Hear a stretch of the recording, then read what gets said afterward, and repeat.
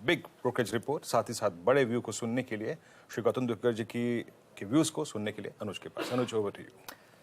Thank you Veeru. और मोतीलाल ओसवाल ने भारतीय बाजारों पर एक बहुत ही खास रिपोर्ट पेश की है और ये रिपोर्ट जो है ये आपकी स्क्रीन पर आएगी। अगर थोड़े से और पॉइंटर्स इसके स्क्रीन पर अगर आ जाएं तो मैं थोड़ा सा आपको पढ़कर बता देता हूं। लेकिन ये एक बहुत ही खास रिपोर्ट है जो मोतीलाल ओसवाल ने इस समय प्रेजेंट की है।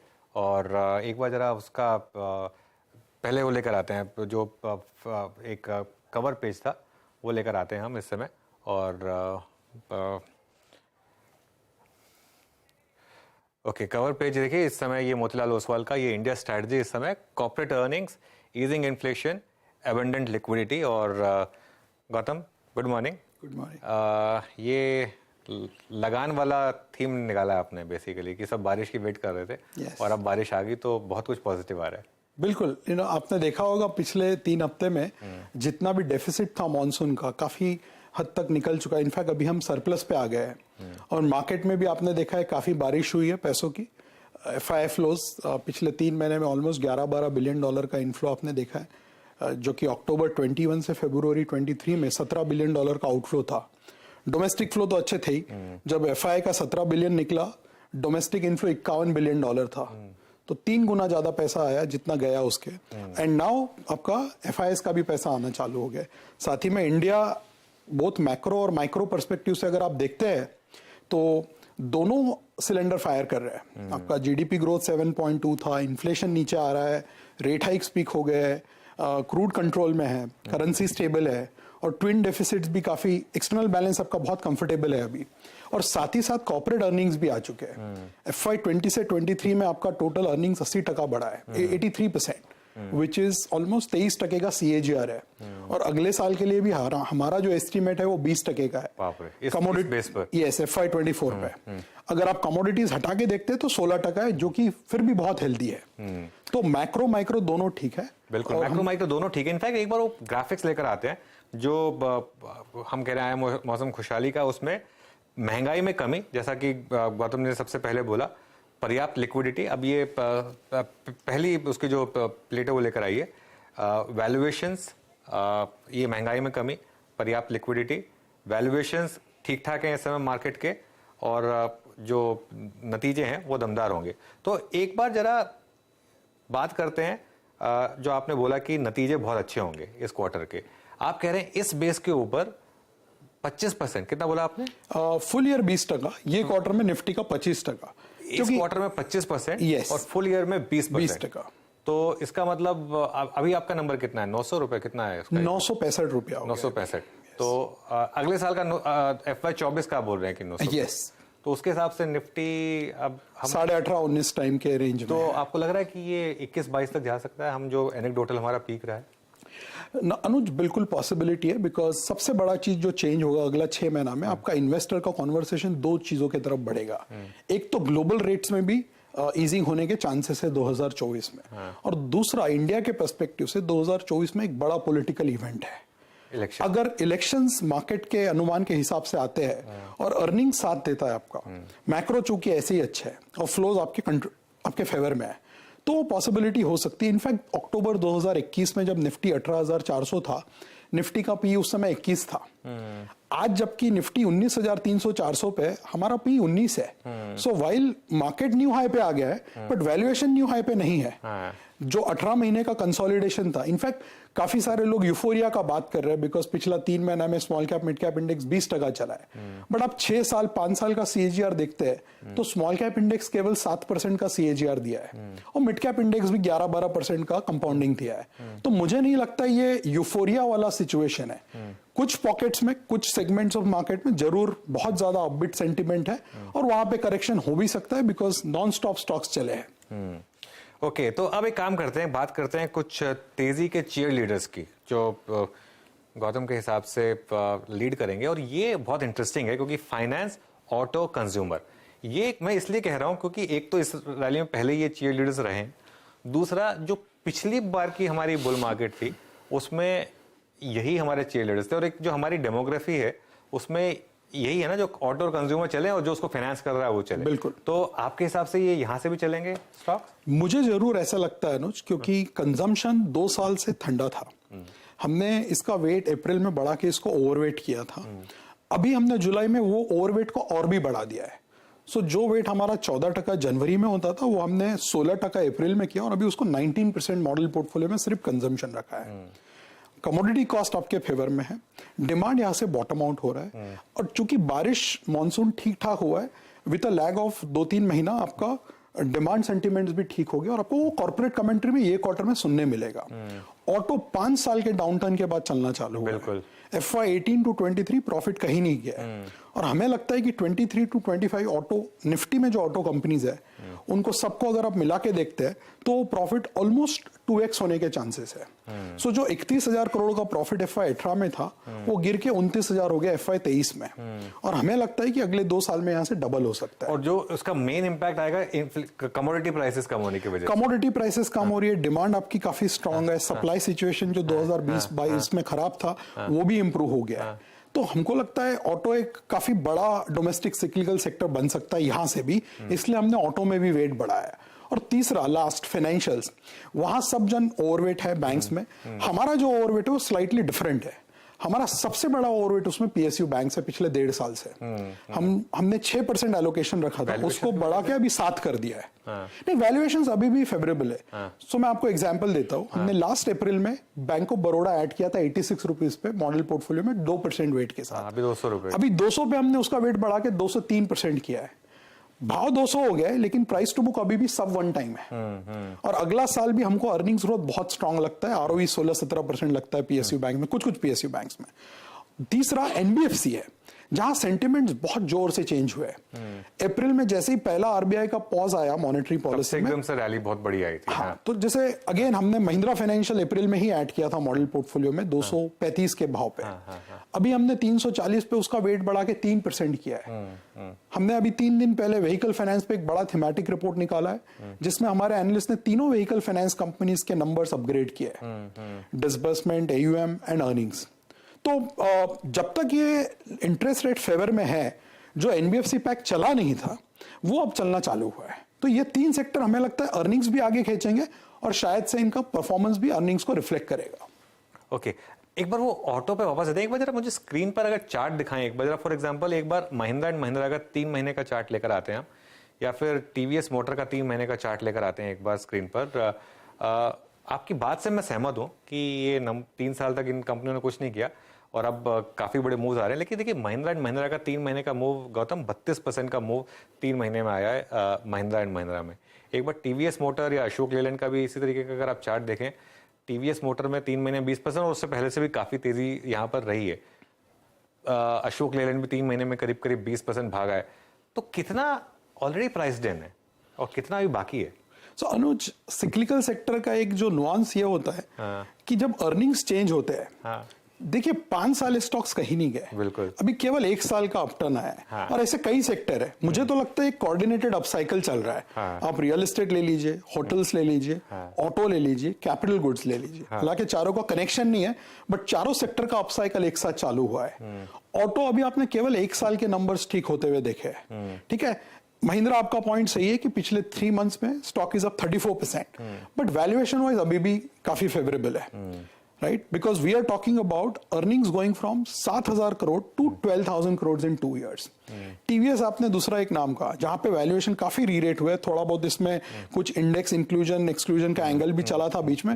बट अब देखिए TVS मोटर एक अकेला कंपनी है पूरे ऑटो सेक्टर में जिसका पिछले 5 साल का डबल डिजिट अर्निंग CAGR है। 17% का अर्निंग CAGR है TVS मोटर का। ये स्टॉक 5 साल पहले 600-700 रुपया होता था, वो अभी 1350-1400 के रेंज में है। तो अर्निंग्स भी डबल से ज्यादा हुआ है पिछले 5 साल में ये स्टॉक का। तो कई सारे ऐसे स्टॉक्स है ऑटो सेक्टर में जहां पे अर्निंग्स रिवाइवल आपको दिख रहा है। टाटा मोटर्स है जिसने पिछले कई 4 साल से करीबन मेरे ख्याल से लॉस बना रहा है, वहां पे आपने प्रॉफिट देखा लास्ट क्वार्टर में और ये क्वार्टर में भी प्रॉफिट की उम्मीद है। और साथ में बाकी JLR के नंबर्स ठीक हुए तो आपने देखा अपमूव आया है। तो only stock which is still away from its all time highs I think Maruti का लास्ट हाई मुझे लगता है जनवरी 2018 में 10,000 था, करीबन वहां पहुंचा है बट अभी तक वहां क्रॉस नहीं किया है। So entire auto sector is looking quite good to me. दो स्टॉक्स और आपने ऐड किए आपने, क्योंकि बैंक ऑफ बड़ौदा की तो आपने बात कर ली मॉडल पोर्टफोलियो में, इसमें आपके बैंक ऑफ बड़ौदा के अलावा एवेन्यू सुपरमार्ट आपने ऐड किया है और जोमेटो आपने ऐड किया है। ये बहुत इंटरेस्टिंग है, ये 3 स्टॉक्स जो आपने आपके मॉडल पोर्टफोलियो में है।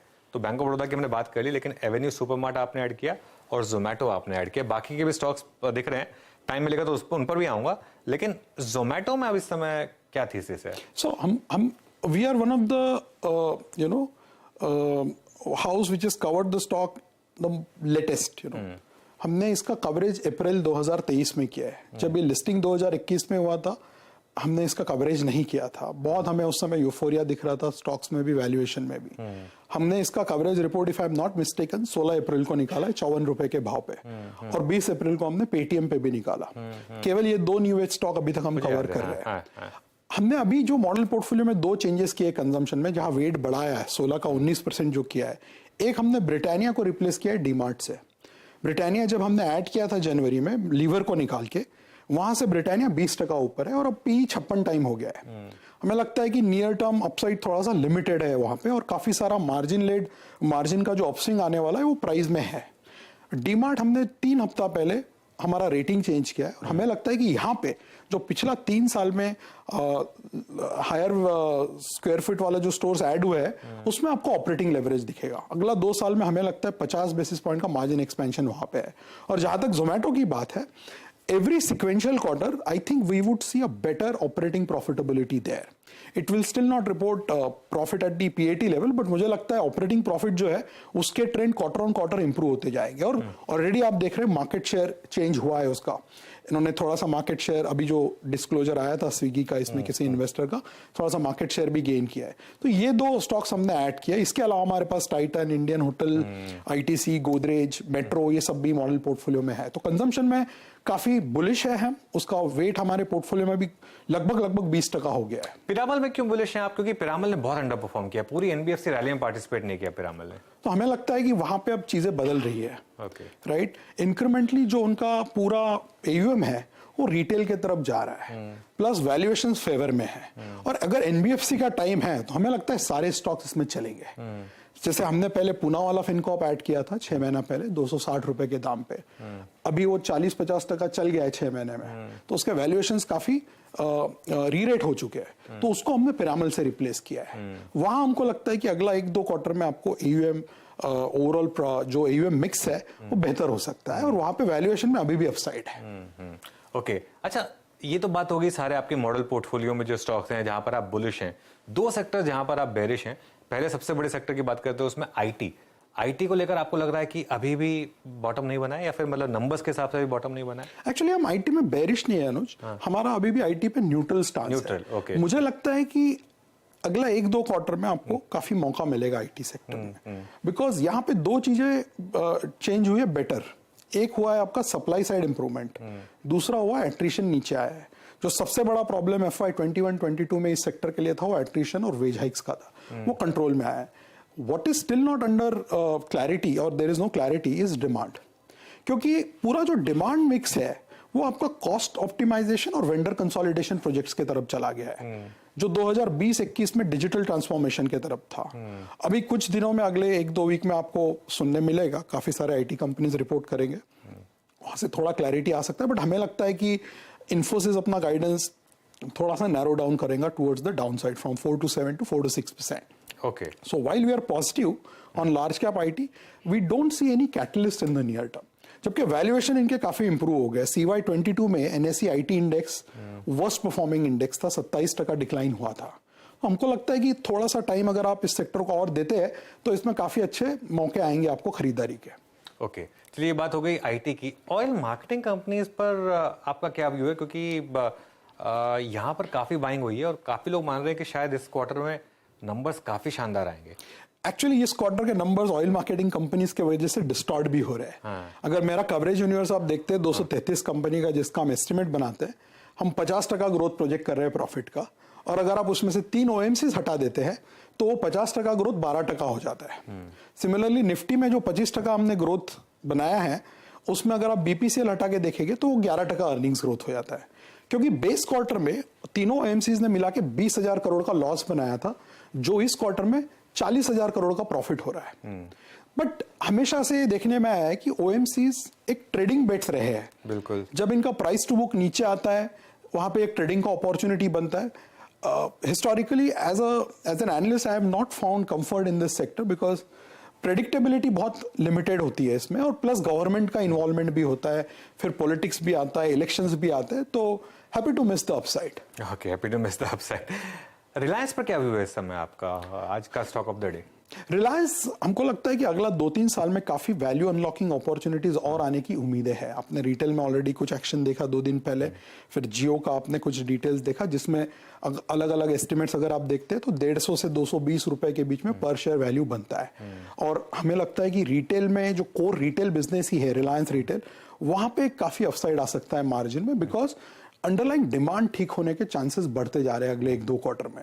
और जियो में आपने देखा है कि थोड़ा थोड़ा 1-2% से आपका आरपू सिक्वेंशली बढ़ता जा रहा है। उसमें सिर्फ एक ही कंसर्न है कि जो बैलेंस शीट एकदम लाइट हो गया था 1-1.5 साल पहले, वहां पे आपका डेट थोड़ा सा बढ़ गया बिकॉज कैपेक्स ज्यादा हो रहा है न्यू एनर्जी में या 5G का जो कैपेक्स है। But in general after the consolidation that we have seen in the stock, अभी जो कैटलिस्ट उभर के आएंगे इसमें अगले 1-2 साल में, मुझे लगता है ये बहुत ही अट्रैक्टिव प्राइस है रिलायंस का अभी भी।